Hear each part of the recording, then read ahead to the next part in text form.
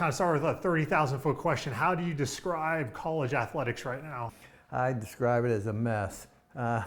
Nobody knows what's going on. Everybody's trying to figure out, what direction they need to go, what the path forward is. So I think nobody really has answers. You talk to a lot of people all over the country, athletic directors, coaches, and everybody's trying to figure it all out. I don't think anyone has an answer right now. So I think this coming year is going to be really interesting just to see what strategies have worked for different people, and people start to, kind of instill different strategies. How do you deal with NIL? How do you deal with the transfer portal? The situation with conference affiliation, I think, is pretty fluid right now. So I think you're going to see a lot of people trying to figure it all out this year. And I mean, for us this year, we've invested a whole lot more money in NIL and basically, the two sports that really are the big revenue generators for us, I don't think it's any secret, are, football and men's basketball. They generate about 98% of our revenues. So I think trying to ensure, their success so, we can generate, the kind of dollars that we need to help support the other programs is pretty important.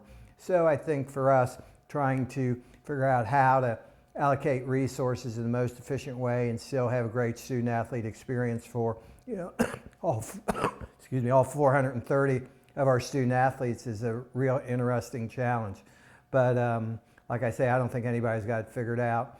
So we'll continue to do what we think we need to do the best way we can. But it's very difficult because we're in uncharted waters right now. How nimble do you have to be in a period like this? Like, you guys have a plan, okay, this is how we're going to handle NIL, but then you may have to change it on the fly after the first year or so. Yeah, clearly. I mean, not even the first year. I mean, as we've started to go out and recruit, we've had to change some things because, where the landscape of college athletics is and what kind of dollars are really being thrown out there. We have a strong commitment to try to be as competitive we can in, the sports that we kind of feel we can compete on a national level. So I think that's one of the things. So as time goes on, we just have to be very nimble. And as we're going out there recruiting, what we thought might be, a fair compensation package for a player, we're seeing that may or may not be valid. So you just kind of got to continue. And as you go out there and recruit, I think nimble is a good word. You're going to have to react, and you have a plan, but what do they say? Mike Tyson said, everybody's got a plan until I hit him in the face. And then, that plan kind of goes apart. And that's kind of where we are right now, in regard to recruiting and trying to figure it out. We thought we had a plan, and we think it's good, but now that we're, in the first round of the fight, we're having to adjust and figure out ways to do things. What are some of the things you guys are adjusting and having to do differently than what the original plan was? Well, I mean, we had a budget established to working with our collective, working with, the concept of revenue share and Austin Award. We had a budget. As we got into this, it became pretty clear that, those dollars were not enough to be competitive at the level we wanted to be competitive. So we had to kind of adjust pretty quickly to get to a point to give our coaches a chance to be competitive, and win championships. So that's kind of one of the things we've had to do. And part of that then gets into how do you generate those resources to be able to do that. Part of it is allocating, the resources you have, but also part of it is figuring out new revenue streams. So we're continually looking at that, trying to figure out some different ways to generate those kind of revenues to be able to share those revenues with our student athletes. How do you view NIL and the transfer portal? Are they one and the same, or do you look at them as two completely different entities? I think we're basically running two distinct athletic departments for all intent and purposes. We're operating in one that is the revenue generators, where you're going to have to compensate student athletes. I mean, that's just the world you're in. Particularly men's basketball is the one that kind of has got way out in front of that. At our level in FCS football, it's a factor, but it's not the key factor. Where in men's basketball it is. In women's basketball, that's probably somewhere in between men's basketball and football. But we're seeing, women's basketball starting to, take off from the standpoint of having to compensate, student athletes. So and I think that's one of the things, you have to adjust. One of the things you said, adjust, in the past, you really worked hard to recruit freshmen. Well, is there any value in recruiting, a big number of freshmen? Because the reality of it is, at our level, if you recruit a player, a freshman, and he's a good player, then the risk of them leaving is very, very high. Plus, if they're not a very good player, then you're stuck with them. So, I think coaches are going, is there any value in us recruiting a lot of freshmen? And in the past, we felt we could recruit freshmen, develop them, they get better. We think, that's one of the strong points of, Coach Savage and Coach Mock is, the development of players. When you see, guys like Jaden Seymour, how he progressed for Brooks, and Quamari Peterson, how they progressed. Karan Boyd, those guys all got considerably better the further they got into it. And you look at, the way, Coach Mock has kind of developed her players. You see players get better and better. But now, is that a reality? Can you kind of count on that? And just like this year, so, with Q and Karan, those are two good players, but they both leave. And, they clearly, got a whole lot better while their time here. So, yeah, it's a whole different mindset. How do you balance that? Recruiting guys and developing them, or just, going out and recruiting guys that, are very old and have been through the wars a lot. So, that's kind of another thing you have to kind of balance. So there's so much balance in this. What's been the theme when you've talked to fans, alumni, donors? What are their frustrations? What are their thoughts on, because obviously, for collectives, you're looking for them to donate money to help fund these endeavors. What are their concerns? What are their issues about the current landscape? Well, I think, ETSU and Johnson City and the Tri-Cities, they're basketball guys and to somewhat football guys, and all the student athletes, have really kind of, I think, this community has kind of taken them as family almost, that kind of concept that they're a big part of this community. And so I think, they go back and, they look at, the guys that have been here for 4 years and developed the Ben Rhodes, the Timmy Smiths, those guys really were, important people in this community. So I think one of the things that they're frustrated with is that they really never get to know these guys very well, or these gals very well, because the chances of them being here for 4 years and, growing and developing in this community really isn't probably realistic anymore. So I think that's one of the big frustrations, is just, getting to know, the athletes and really, caring about them for more than just being a student athlete, because in today's world, they're in and out pretty quick. And so I think that's the biggest frustration, that, our fan base has. And of course, this isn't a huge community. And so I think, can we generate the revenue to support, an aggressive NIL program or rev share program? I think those are the things that are frustrating. Like I said, in the past, we've been able to develop players. I think not being able to really commit to develop players. For men's basketball, you mentioned Karan Boyd and Quamari Peterson. They're going up to bigger programs. For where you're at in the SOCON, is the ETSU positioned well enough to compete at the level they're at, and financially, dollars-wise, with other programs? That's one of the problems. We think we are. We think that the amount of, resources that we're going to share will allow us to compete, for championships in the SOCON, but there's no way of knowing for sure what's out there. There's so many rumors, there's so many, false statements about who's getting what. We really don't know. We don't know if Mercer, Sanford, or Furman, or Greensboro, we don't really know what they're basically paying players. We have an idea, we think we have an idea, but we don't know if that's real.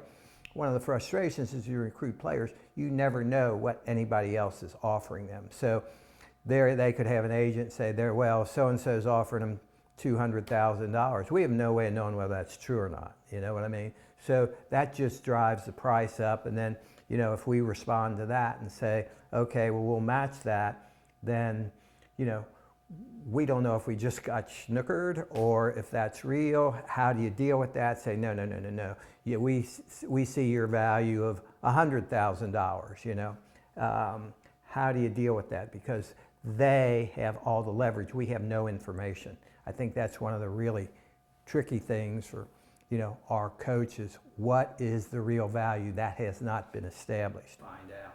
Is there any talk about changing that in terms of maybe making it, you hear about making the student athletes employees of the university, or can you negotiate directly with them rather than having to go through a collective? Is there anything that like coming down the pipeline? Well, yeah, we do. Right now, we're in, so basically the way we're operating right now is the collective is going to operate, and they have X number of dollars that they're going to use to provide NIL to, you know, football, basketball, women's basketball, whomever. And then we will have, you know, our own pool of money that we will, in conjunction. So we work with the collective, you know, every day. You know, Wade Farmer and Joe Trujillo and Pete Peterson and Kelly Wolf. We work with them all the time. So if we offer a player X number of dollars, it'll be a split amount. So the collective will provide them X number of dollars, and we will provide them X number of dollars. So that's kind of the way that's working. So yeah, we work with them all the time. So it's a lot of communication, but we really, so just to give you an idea, when a recruit comes to campus, what happens is, so the coaches will do their deal, and then basically the player will meet with the collective, you know, and one of our staff. So David Blackburn is kind of taken over that role for us. So DB is basically handling all the NIL stuff. So he'll meet with them and he'll tell them what we will offer them as a rev share. You know, one of the people from the collective will meet with them and tell them what they will offer as part of, you know, their financial package. I mean, it sounds really seedy almost, but you know, that's the world we're in right now. That's the way it's got to operate. How sustainable though is this model for the long haul? Good question. Well, I think it's going to have to be sustainable. I mean, I don't see where it's not. People say, well, it'll all balance out. I don't think it will. I mean, it's just like coaches' salaries. I mean, they got so out of control because, you know, people are competitive, you know. So, well, now we're paying coaches $10 million a year. I mean, that's crazy, you know what I mean? So why wouldn't we think, you know, teams that are going to win, you know, trying to win a national championship and win big, you know, they're going to do what they need to do to be competitive. You're seeing it. And, you know, the way this whole house settlement is set up, you know, the big guys, they can only, you know, they have a cap of $20.5 million that they can rev share with, but they're all going to keep their collective. And, you know, there's some that will still, you know, their salary pool, when you add the university's commitment and the collective's commitment, they're going to be $45-50 million. That's going to be their, you know, their salary pool for, although the salary's not the right word. We're so, you know, the NCAA and college athletics is so afraid of the student athletes being considered, you know, employees that, you know, they'll do anything not to have that happen. Would it be easier if they just were employees? And I mean, me personally, yeah, I think it would be, because I know there are issues with it. They worry about, you know, unemployment insurance. They worry about a lot of things.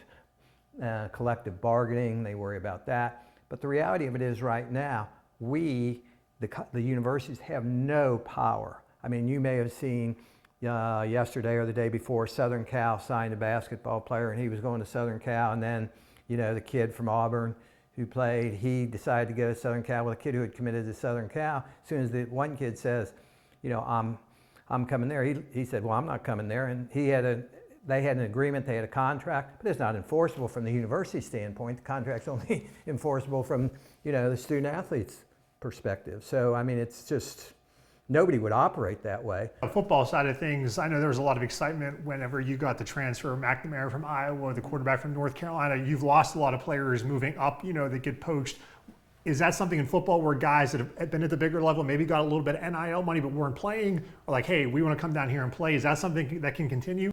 Yeah, we think so. You know, we think football is a little different than basketball. You know, we just think that some of those guys that are kind of locked into a situation where they're not going to play, they want to play. You know, they want to play, and they've probably been paid something, you may have seen Jalen King he went in the portal on the last day, and we know he's going to Florida State because they basically, offered him a significant amount of money to be the third string quarterback at Florida State. So after he does that for a year, it'll be interesting to see, what he will do after that. Is it, okay, I got some money now, I need to go play. I want to play, sitting on the bench, just watching these other guys, how good is that? So I think in football, you're seeing a little bit more of that than you do in basketball. I think right now in basketball, it's just so much in the mindset of these student athletes. And they've got people in their ear constantly. Now there's agents, and dealing with agents. Some of these are real agents. Some of them may be, the guy's AAU coach or the gal's AAU coach. It may be their uncle. It may be their next door neighbor who have no experience, no background in doing anything, but they're the ones that are negotiating on behalf of the players. I mean, we lost a couple basketball players when the kids have said, oh yeah, I want to come. Yeah, what we've offered is great. And then the agent gets involved and they blow the deal up because, they're out there shopping these guys, all around. I mean, the one thing people need to understand is the big winners in all this aren't the student athletes. The big winners are the attorneys, they're the agents, they're all the people that are making money off the student athletes. Some of these student athletes are paying 20% of what they get to the agent. Think about that, 20%, and then they'll pay taxes. So they may be getting $200,000, but when you're paying $40,000 to your agent, then you pay taxes on top of that and whatever other costs you have. I mean, it's not quite what it is, but the big winners in this are the attorneys. The attorneys in the house settlement are going to make 17% of the ultimate, payoff. So it's over $400 million. What's kind of your vision for ETSU athletics, maybe for the next 2-3 years? Yeah, I mean, I think our vision is to really, we just completed a strategic plan. I mean, our vision is to create a good experience for all our student athletes, but that's different for all our student athletes. We clearly have to, really focus on the sports that generate the most positive benefit to the institution, either through revenue, through the ability to, spread the ETSU brand, to be a player on the national level. So, I mean, that's what I would see, but then also provide a really good experience for those sports that don't really meet that criteria. And so I think, we continually try to talk to the student athletes about, this is your passion. You grew up as a little kid playing this sport. Now you have an opportunity to play college athletics. So enjoy that. Don't get caught up in, money and, well, so-and-so's getting this, so-and-so's getting that. Enjoy what you're doing. You are one of, a very small amount of people, percentage-wise, that ever have the opportunity to play Division I athletics. Enjoy every minute of it. So that's what we hope we get to. Where our student athletes in those non-revenue sports, the ones that, don't do what I just said before, that they really enjoy that experience of competing, of, being on a team, of getting better, of, enjoying victory, but also learning how to deal with defeat. So we really think that's, I think that's where we have to get to, and so does that mean, we'll compete for championships in every sport? No, we can't do it. We just financially can't invest the resources to do that. And so for those sports that we don't, we want our coaches to recruit more locally, so that this region has their kids get a chance to compete at a Division I level. We think that's important. We want to play, regional teams, not travel all over the country. And, so that's kind of where I think our vision is. So clearly in men's and women's basketball, football, and the golf, we're going to try to compete at the highest level and invest in what we think we need to do that. The other sports, they're all kind of, depending upon some criteria that we've created, there'll be different amounts of investment in those. So that's kind of how I see this.